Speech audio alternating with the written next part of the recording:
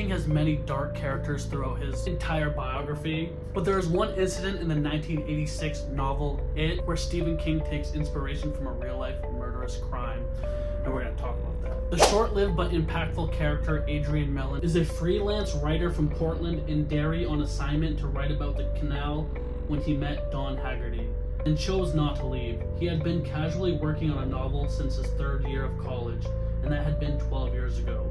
He grew fond of the town despite its violent homophobic attitude, and he finally decides to leave the town with his new lover Dawn. Before leaving, the two attend the town fair, and on the way home, they are harassed by three homophobic teens, Webby Garton, Stephen Bischoff-Dubé, and Chris Unwin. However, Adrian fights back, making cheeky comments. Just before a fight is about to break out, the teens are stopped by a police officer who tells Mellon and Haggerty to leave before things get worse. Teens later confront Adrian and Dawn at the kissing bridge and brutally physically assault the two men, particularly Adrian, not allowing him to use his aspirator. In the novel, Adrian laughs during the beating after the teens throw him over the bridge, allowing Pennywise to drag him out of the water and bites him. And although integrating Pennywise into this theme ironically cuts back the darkness of the reality of it because it has a supernatural entity, but the true story that Stephen King based this on is eerily similar to what he wrote about in the novel. And what I am referring to is the killing of Charlie Howard. What's up, guys? Welcome back to Phantom of the Indie Review. I am your host, Ratty.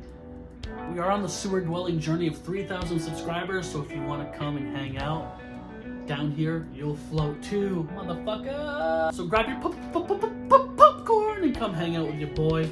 Let's get into it. On Saturday, July 7th, 1984, Charlie attended a potluck supper, leaving the party about 10 p.m. with his boyfriend Roy Ogden. Charlie decided to walk to the post office to retrieve his mail. As Charlie and Roy walked up State Street and began to cross the Kenduskeag River Bridge, a car full of high school teenagers began to slow down. This happened in Bangor, Maine in the early 80s. Clearly and sadly, homophobic hate still relevant today, but if not more ignorant and brutal, it was at its peak back in the 80s.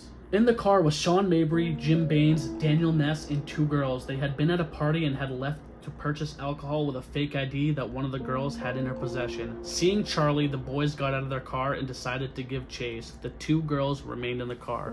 Charlie was often tormented by people in this town of Maine, specifically teenagers.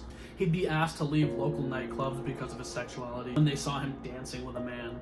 Charlie was accosted in a local supermarket one day by a woman who shouted epitaphs such as "you pervert." I mean, there are claims that even strange things happened where he came out of his apartment one day and found his pet kitten on the doorstep dead and strangled. Apparently, these teenage boys looked familiar to him because they had tormented him in the past. Charlie began running and then he fell because of his asthma and could not catch his breath. Roy ran further down the street and stopped and observed. Pouncing on Charlie, the boys began beating and kicking him.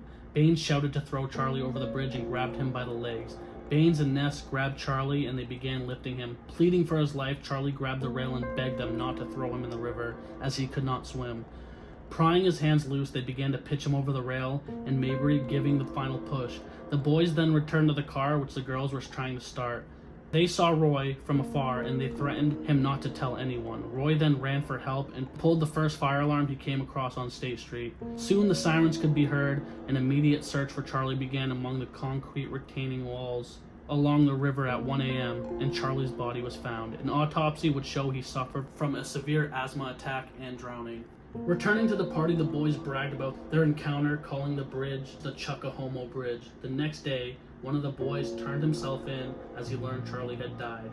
The other two boys decided to leave town on a freight train and then thought better of it, returning home, and they were arrested. I mean, yeah, the way Stephen King details this account in the book with a different character's name, and even how they portray it in the It Chapter 2 movie, it's just very disturbing and disgusting and chilling to know that someone could be picked on and tormented and killed based off their personal life experience and preference, and it just blows my mind. At the end of the day, not everyone is going to agree with everything, but to kill over it is highly immature and disturbing. I said what I said.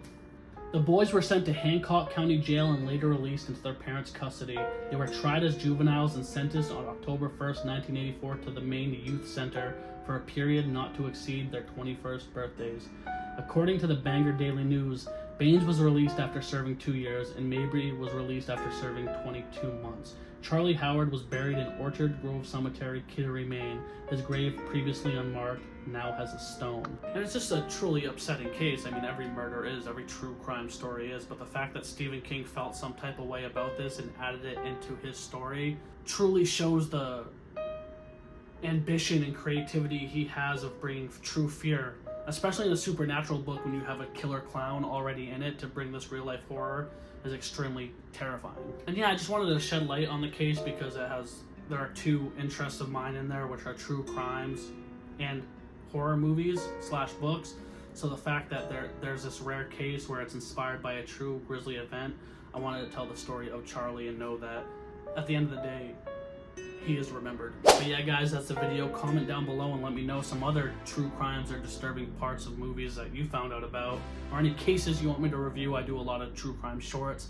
I do a lot of horror. As you know, we did Drip Red Dread. Let's do it. And come along and chill, yo. Come subscribe before this channel pops up. Give me a thumber. Hit that ding-a-ling button harassing you, telling you, hey, it's me, I'm here. And I'm gonna say it one time for the one time and two time for the O's. Give me a hell yeah for horror.